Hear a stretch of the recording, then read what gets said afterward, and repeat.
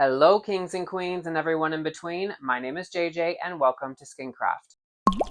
Do you want clear, glowing, radiant, perfect skin? Yes. Then today's topic is for you. We're going to be jumping into the world of acidic skincare topicals, covering some of the industry's most coveted topical acids such as glycolic, salicylic, lactic, azelaic, and mandelic acid. We're going to be answering questions as to which skin type is best suited for which acid. We're also going to be settling a dispute as to which is best, alpha hydroxy acids or beta hydroxy acids, and what's the difference. By the end of today's video, you're going to know which acid is best suited for your skin and which acids you can blend for optimal performance and enhancements. So let's get started so you can pick the best blend for your skin type. First, we're going to be looking at the difference between alpha hydroxy acids and beta hydroxy acids and what's the difference. Chances are you've seen AHA or BHA abbreviations on the products you might have been searching for. AHA stands for alpha hydroxy acid. Alpha hydroxy acids are water soluble, so they mostly remain on the surface layers of the skin. Think glycolic and lactic acids. Alpha hydroxy acids, such as lactic and glycolic, are wonderful at resurfacing the skin, helping to sweep away pigment and also giving your skin a wonderful glow. BHA, or beta hydroxy acids, are great at evacuating pores and sweeping away unwanted debris from deep within the skin. BHAs are also oil soluble as opposed to water soluble, and again, that gives them access to the core of your pore, sweeping away sebum and built up debris.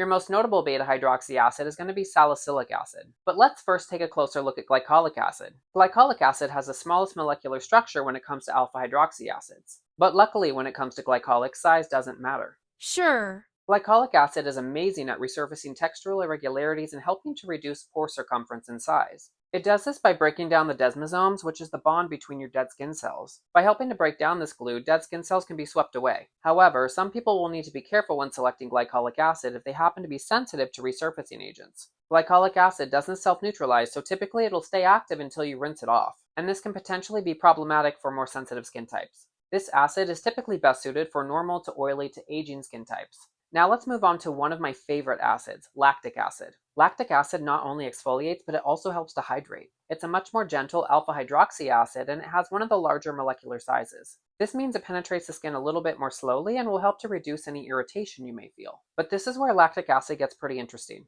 Clinical studies have shown that lactic acid actually helps to upregulate your natural hyaluronic acid and ceramide production. This will help to keep your skin moisturized during the exfoliation process. While lactic acid is increasing your ceramide production, it helps to draw water directly into the skin. It acts as a pretty powerful humectant, helping to bind moisture within the skin, and it also helps to reduce sensitivity and flaking. Lactic acid is also a key component of your skin's natural acid mantle, so your skin recognizes it and responds accordingly. So, we've talked about heavy-hitting glycolic acid and a very gentle lactic acid, but what about something in the middle? That brings me to my personal favorite, which is salicylic acid. Salicylic acid has been known as the acne assassin. Being a beta hydroxy acid and lipophilic, it drives itself right down to the core of the pore. Beta hydroxy acids love oil, and that's what makes salicylic such a powerful anti-acneic topical. It helps to break down sebum, dead skin cells, and bacteria. It can also be somewhat helpful at resurfacing the exterior of the skin, but not to the extent that you would find with glycolic acid or even lactic acid. Salicylic acid is also appropriate for sensitive skin types. It will typically self-neutralize by binding to the protein in the skin, effectively shutting off the exfoliation process, therefore limiting the sensitivity. Skin types best suited for salicylic acid are certainly oily and acne-prone skin types. And although salicylic acid does self-neutralize, it's important not to overuse. Now we're going to take a look at mandelic acid. If you have post-acneic pigmentation or naturally darker skin tone, this acid is for you. Mandelic acid is an alpha hydroxy acid and is derived from bitter almonds. It has a fairly large molecular size and therefore penetrates the skin much more slowly than other acids. This will help to mitigate any potential inflammation that could be very problematic for melasmatic skin types or anyone prone to hyperpigmentation. This is why many people with unwanted pigment within the skin jump for mandelic acid. It helps to slow melanin production within the skin without compromising cellular turnover, helping to gently resurface pigment out of the skin, refine the texture of the skin without triggering any rebound effect within the pigmentation. This means that mandelic acid is suitable for all skin types and certainly those 4 through 6 on the Fitzpatrick scale.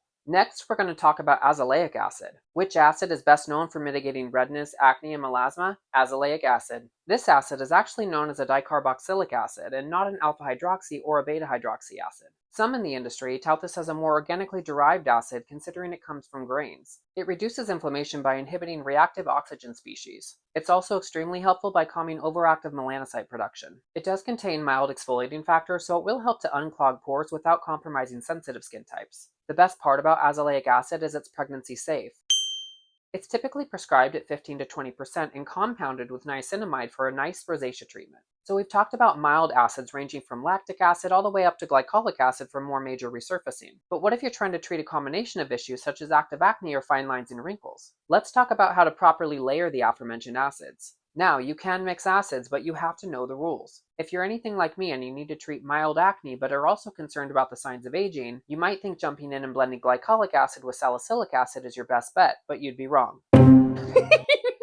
Unfortunately, blending these acids together will overwhelm your skin barrier. Alternatively, you can use them on alternating evenings. For instance, one evening I may use my glycolic acid, and the following evening I may go ahead and use my salicylic acid. If you're somebody that likes to use glycolic acid more often than not, you can use salicylic acid as a spot treatment. Don't forget, glycolic acid typically won't help out with breakouts because it doesn't penetrate into the pore. However, as a spot treatment, you can use salicylic acid, which will penetrate into the pore and self-neutralize after it's done its job. This will help to mitigate any unwanted extra stress on the stratum corneum. So which acids can you synergistically blend together? Lactic and azelaic acids can be blended together to help soothe, hydrate, and calm the skin. They'll also be working behind the scenes to help gently exfoliate the skin while mitigating unwanted pigment. Another friendly combo is mandelic acid and niacinamide. Both work together hand in hand to help brighten, smooth, and exfoliate the skin. So, we've covered all of the most popular topical acids, but if you're still unsure as to which acid is best suited for your skin type, let's recap. If you're someone that's dealing with dull, aged, or sun-damaged skin, glycolic acid is going to be your best bet. Again, this acid works on the outermost layer of the skin, helping to resurface damage. If you're someone that tends to be dry, flaky, or very sensitive, lactic acid. Again, lactic acid tends to be a very mild exfoliant and also acts as a humectant to bind moisture within the skin. And don't forget, it helps to induce a natural upregulation of your ceramide and hyaluronic acid production. If you happen to be looking to control oil and breakouts, then salicylic acid is going to be your best friend. Without causing too much sensitivity, this acid will dive deep into the pore to help evacuate sebum and built up debris. If you happen to be melasmatic or dealing with hyperpigmentation or have a naturally darker skin tone, mandelic acid is going to be what you're going to want to look for. Although azelaic acid can be helpful as well. However, I find that azelaic acid is best suited to help mitigate redness and sensitivity. And that's why a lot of skincare professionals will prescribe azelaic acid. I personally like to alternate between my acids. In any given week, I might be using my retinoic acid one night, salicylic the next, and glycolic thereafter. I tend to deal with breakouts from time to time, and I like to make sure that my cellular turnover rate is optimal. But I want to hear from you. Let me know in the comments down below what combinations are best suited for your skin type and what success you might have had. And be sure to let the community know which brand is your favorite. If you guys are interested in real product reviews or a video on how to properly layer your actives, let me know. If you guys enjoyed this video, please give it a like and consider subscribing. See you guys in the next one.